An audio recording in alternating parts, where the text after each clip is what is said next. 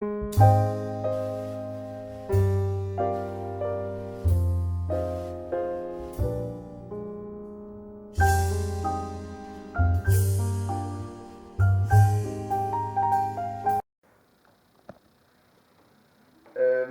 vil jeg tilsætte sølvnitrat for at finde ud af, hvilken en af dem, der er saltsyre.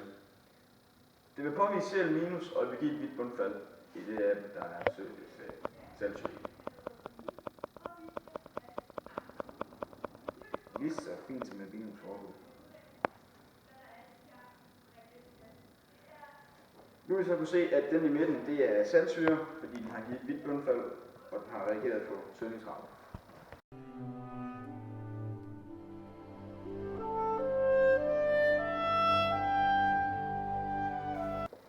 I det andet forsøg vil vi finde ud af, hvad for en af dem, der er svovlsyre, ved at tilsætte bariumklorid. Den vil påvise sulfationen SO4 2- og give bundfald.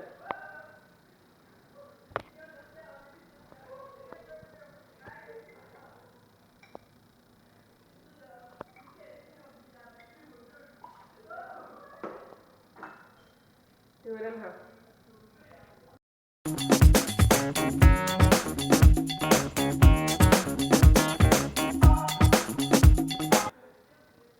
I det tredje og sidste forsøg vil vi finde ud af, hvilken en af dem, der er salpetersyre, ved at tilsætte nitratreagens. Det vil påvise nitrationen NO3- og give et hvidt bundfald.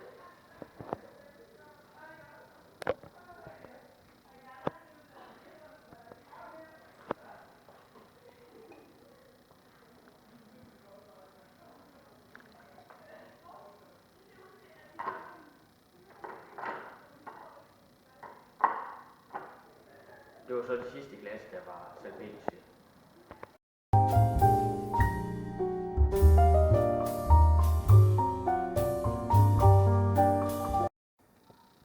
Vi har fundet ud af, at med bariumklorid, sølvnitrat og nitratreagens kan påvise syrerationerne i salpetersyre, svovlsyre og saltsyre. Sølvnitrat det påviser Cl- og bariumklorid det påviser SO4 2-, nitratreagens det påviser NO3-. Disse syrerationer kan også findes i salte.